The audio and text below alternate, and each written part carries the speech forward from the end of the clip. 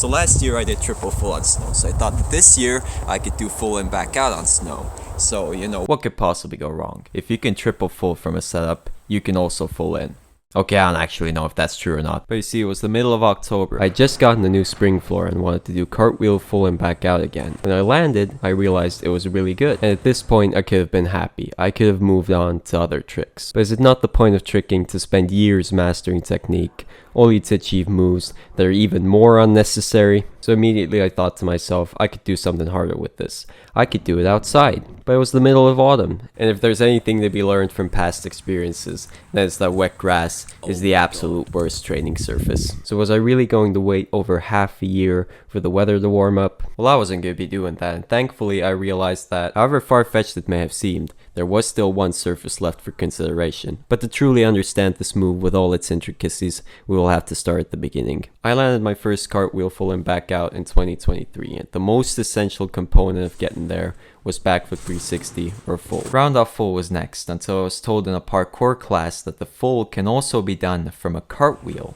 And I never heard of that before, but I tried it, and it worked. After this, cartwheel became my preferred setup because it can do something that round off could never do: preserve the integrity of my joints. However, the cartwheel comes with a slight nuance. Because the takeoff is turned 90 degrees, the trick essentially becomes a cartwheel front flip with a half twist. Alright, enough of the easy stuff. How to get more than one twist. Now you might be thinking, wait, why wouldn't you just practice single full until it's high enough to add in a second backflip? That would actually be a terrible way to do it, because the height difference between full in and single full is so vast, it would make sense to do something to improve technique in between. Going from single to double full, three things became increasingly important. First, blocking, meaning hitting the ground at an angle and blocking forwards momentum in the upwards momentum. Second is arm motion. Swinging arms high becomes very inefficient. I didn't figure this one out for a while, and the difference is huge in hindsight. With single full, you can get away with almost any arm motion, but doubling up, I get my right arm to about forehead level, and that's it. Anything more, and I'm just sabotaging myself. And third, double full isn't efficient crunched up in a ball like the single full.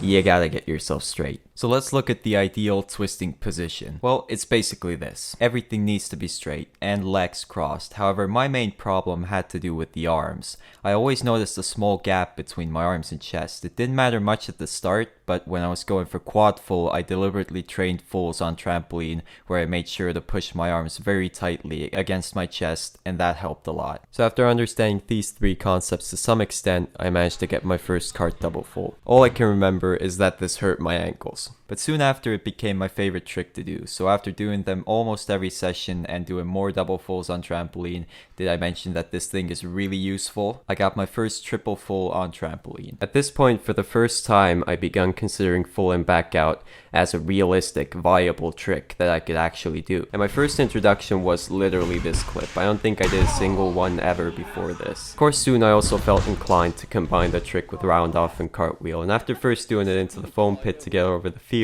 I eventually got to mats. However, I wasn't even close to trying it on floor though. If you're thinking, wait, did you just skip over double backflip? Then no, I definitely learned that first, but I already made a whole video about that, so I am going to be skipping over in this one. So I moved on to triple full, and honestly I didn't train this one very deliberately. It mainly just happened all by itself. Partly because one day I almost got destroyed. I mean, I was fine, but after almost obliterating my knee, I was just thinking that, on second thought, I'm actually very happy with doing any trick that isn't triple full for a couple months, So another half a year of practice goes by until I finally landed my first triple full. Alright, I'm sorry for the lens flare, the GoPro screen was dead, okay? It took me an ungodly amount of attempts though, like 30. It's because I was dealing with the most classic issue of cart triple full. Landing leaning to the side. This happens when during the set, the pull goes too much to the side. There are two ways to handle this problem. First is get so powerful that you can go high enough and it doesn't even matter anymore, or, you could just fix it. And this troubled me for a long time, but I feel like now I finally managed to fix it. And you see, before I reached triple full, I truly in my heart believed that I would stop at that point because 3 twists would be enough. But as I landed triple full, I soon realized that if that were to be the case, I would have literally nothing to do. And that wasn't really gonna work, so I destroyed all my previous plans and started going for quad full. And so one day my 3.5s were feeling good on trampoline, so I landed my first quad full. Getting the next number of twists on trampoline is always a huge milestone because it creates a lot of new air awareness which can be used to try the trick everywhere else. Something I always use to prepare for the next number is extra half twists. For example, doing a 3.5 before going for quad. And every full has a specific feeling and way to pull for it. Every next twist requires to set a little higher and flip a little less, but overall, there really aren't any tricks that I know of to learn it. The only way to do it is to just do it.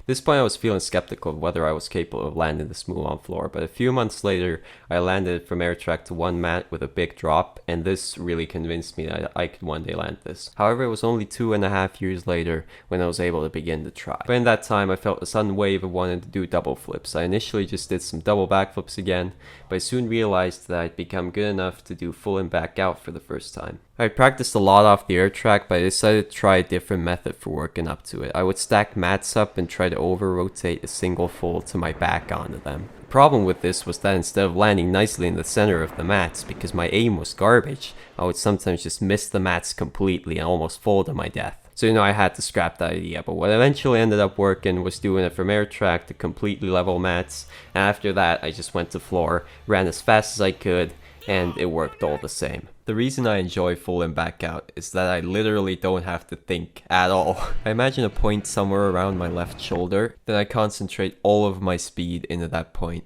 and finally I just tuck. In double backflip I can't see the ground and I actually have to arch my upper back in a specific way to get flip speed, but here I just pull. It's all I gotta do. Another thing is that during the spin step I push really hard during this step here, and that gives a surprisingly high amount of speed. I didn't do the move again for almost a year on floor and returned to it doing a low budget recovery aerial full in combo, but it's my first full in combo so I will respect it. Subsequently I had finally become good enough to land quad full on floor. I worked up to it on trampoline and air track, and the day I landed it, I just remember texting my friend before session that I think I'm gonna land it today. And I don't know how I knew, but apparently I just knew. For me personally, it was only after getting quad full that full in back out started to feel like a comfortable trick. Before, when getting height wasn't as easy, I generally had to be more careful. And so I went to Norway, did one full in back out there, and really didn't do much until, well, it was October. Actually, I did do my first full in on garden trampoline and I landed it, meaning I had a 100% land rate. So for a month I didn't do a single other one, because you have to understand, I had to preserve the stats. Over the next 2 months I focused on improving my full in back out on spring floor, landing full in back out, pop full, and cart double full hyper to cart full in. Additionally, I was able to clear most of my fear for the trick by doing over 20 full ins in one session. However, it was here that I realized that there was a better way to do cartwheel. This was probably the fastest I'd ever gone in the cartwheel, however the takeoff for full in felt the softest it had ever been. So clearly something didn't add up until I realized that next to regular cartwheel and cartwheel punch, which I was all too familiar with, there was a third way to do cartwheel. By bending arms more, doing the cartwheel really fast, and getting both feet to come down almost at the same time, the takeoff suddenly felt like a regular jump. Later on I was able to get standing cart quad off air track using this technique, and since I was going to be doing full and back out on harder surfaces, making the takeoff softer proved to be incredibly useful. As I was beginning to feel ready, a damp autumn was being overtaken by the cold of winter. And now you might be thinking, wait, how does snow improve anything over wet grass? Because before it was just wet, but now it's wet and cold. And you would be correct, however you're failing to account for an intrinsic attribute of water: freezing. The only reason wet grass is slippery is because of the water, but when it comes to snow, water mostly no longer exists in a liquid form. A small amount of water is formed in contact with hands and feet, but overall, there's substantially less water, making it substantially less slippery. And in terms of it being cold, the cold can, well, make me cold, but it can't make me slip and land on my neck, so I think it's a pretty fair trade-off. As Christmas rolled around, the only thing I was still waiting for was the snow, and I'm not even kidding when I say that I picked the worst possible year to do this in terms of the weather. The mean temperature for the winter months was like 4 degrees C higher than it usually is, and it was raining instead of snowing all the time. Only as the new year began did the snow finally begin to fall. So every day I would wake up, go out, and try to see if the move was possible, whether I had enough height to add in a second flip.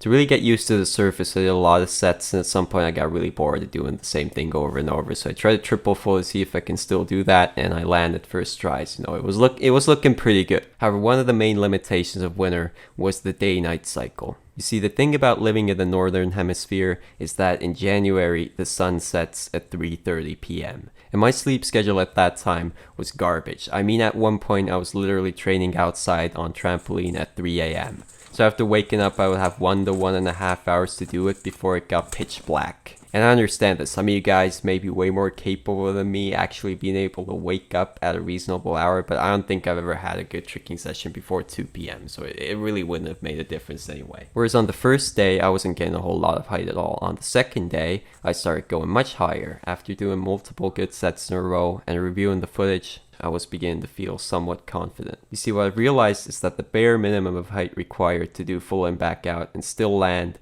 is whether one's hips reach head height or not. It's not going to be the most amazing landing in the world, but it is going to be a landing. Of course, it is crucial to note that this only works if one flips fast and tucks very tight. So if I was hoping to land the trick on snow, utilizing this technique was going to be my only option. And the decision whether to go for it or not had to be made fast, because due to the freezing temperature, I didn't have much more than 10 minutes to try it until I had to go back and warm up.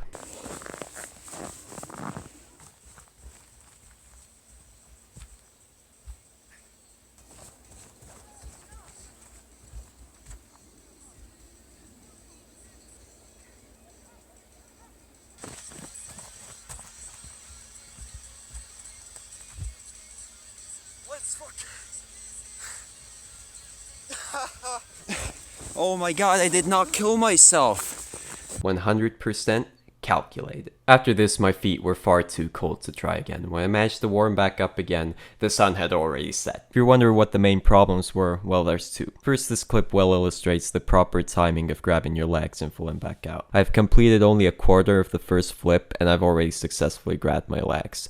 Here I have almost fully completed the first flip, and wait, I'm still not holding my leg. So that was a problem. And secondly, I made the decision to go for it only at the moment of takeoff, not before, and usually I never do that, because that is a terrible idea. It just resulted in me doing everything way slower, but somehow it still kind of worked, so I'm taking it. So after looking at all that, I believe that theoretically, if I were to just avoid those two pitfalls, it would still be possible. Due to life reasons, I was forced to skip a few days, but when I set out to try again, I was still getting a good amount of height. However, my confidence levels were not high enough to allow me to try again that day, and due to pushing myself too hard, I ended up hurting my foot. As I waited for my foot to heal, I practiced landing full and back out in the gym with as little height as I could manage. In February, the weather was finally colder again, and I was ready to try one more time, but this time I got owned immediately by a mere inconsistency in the ground. At this point, I knew it was over. Spring was coming, and there was simply no more time. So was this it? Was my quest to land full and back out outside truly destined to end in failure? Well, on snow, yes, but I knew I had to at least do it on grass. I know it's like significantly less cool, but after coming all this way, was it really gonna stop here? Well, of course not, so I waited for the first month of the year when hard grass tricks are finally viable again. April. In the meantime, I developed consistency even further by landing full and back out on 3 consecutive days. But soon, I ran into a new issue. See, I don't really know what caused it, but one day I realized, hey, wait, my back hurts. Apparently, I also lost the ability to touch my toes when bending forward, and my tricking began to degrade significantly. At this point, I was thinking, this isn't really that bad. I mean, I can still do regular life things. But suddenly it got worse until I realized, wait, you're telling me I can't sit on a chair at my computer and watch YouTube videos without being in pain? It was at that moment that the situation had escalated. I knew I needed a solution, and fast. But I had no idea what was wrong. I tried a lot of things to try to combat my symptoms, however, nothing was working. For 2 months, I was just going to college lectures and suffering because I was unable to perform the most basic human activity, sitting. It was only after I had concentrated all of my brain power towards figuring out my issue that I realized that my body had been performing a cruel cruel practical joke the whole time. As it turned out, I had something called piriformis syndrome. You see, the piriformis is a very conveniently placed muscle as it runs straight over the sciatic nerve. And if the piriformis gets tight, it irritates the nerve and creates symptoms that perfectly mimic a genuine lower back problem. So I just stretched the muscle and instantly I felt a wave of relief down my spine and all of my issues were gone. Okay, it wasn't really that fast because it lingered on slightly for a little bit, but man, did it feel better. And you know, it was great that I didn't actually have a real lower back injury, because one of the more underrated prerequisites for doing full and back out is actually having a functional lower back. So as the weather had warmed up on a sunny April day, I suddenly felt ready to try full and back out on grass.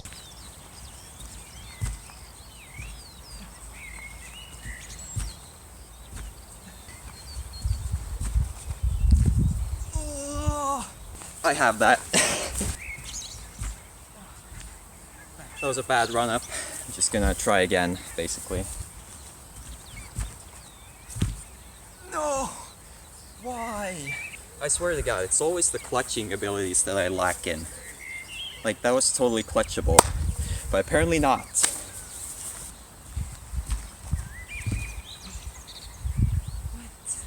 Okay, what even was that? That was just garbage. So I just reviewed the clips, and the verdict is I'm simply not fast enough. So I'm just gonna go faster.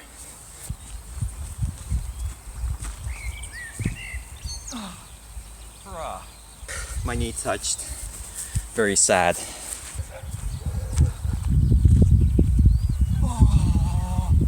Why is it so close? Wait, because of course it's close because I'm bad, but like, why is it so close though? Come on. After this, I tried many more times, but in the end, I realized that it wasn't going to be enough. I simply couldn't tuck tight enough. The lingering effects of my injury were still present, and as at one point I was unable to touch my toes, it's easy to imagine how tucking tightly may have become an issue. I tried again 2 weeks later, but was met with the same results. It may seem logical that if I got so close, then surely I would be able to try again and succeed very soon after. But the reality of how tricking works is that no matter how little was missing from the landing, one must always try the move again from the beginning. Yes, you will have more experience, but you're still back at the beginning. And it's for this reason that if you're unable to seize the moment and land the trick, trying to do it again can turn into a long cycle of failure. This has happened to me many times, mainly with quad full, getting extremely close, but only being able to land it a whole year later. So the only thing left to do was to leave it alone for a while. Thankfully, I was able to defeat my injuries, and once again punch properly on spring floor. In the beginning of June, I was finally feeling good, and once again started thinking about full and back out on grass. And I'm not even kidding, the day before summer. Alright guys, so I messed up my ankle. So apparently I dislocated my heel, and then I put it back into place. Now you may be thinking, that's terrible, but surprisingly I heavily lucked out. As it turns out, by having a subtalar dislocation, I saved all my important ankle ligaments and only damaged some menial other worthless stuff. I mean, ain't nobody even care if you have those or not. The whole incident was filmed in 4K 120 FPS, but the moment I landed is out of frame and the recording ends a moment before I reduce my dislocation. So when I got up and was like, hey, let's see the video, I was just like, no, you missed everything. But I mean, my ankle was significantly larger than the other one, so I had some recovery to do. Mainly, I just wrapped it up and did things off my other leg. It took a little over a month, but eventually I was able to work up to full and back out off air track again. I also began training on grass a lot to get myself used to the surface, but mainly because it was summer and I didn't really care to go to the gym. As my ankle finally felt ready again, I was thinking whether I should go do a full and back out on spring floor before I tried it on grass, but I just thought, nah, I'll skip it. So far, every set feels good, so I think I know I have it. I hope I'm not wrong. Nah, I'm not wrong. I know. Come on.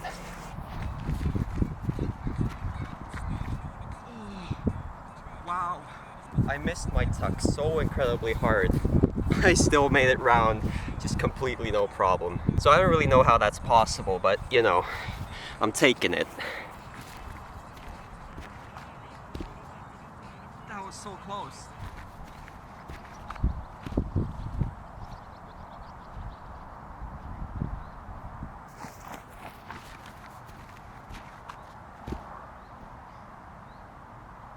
Someone please explain how it is possible to land like that. Like, It's just, I'm just truly puzzled. Yes! I can finally upload the video. Thank God.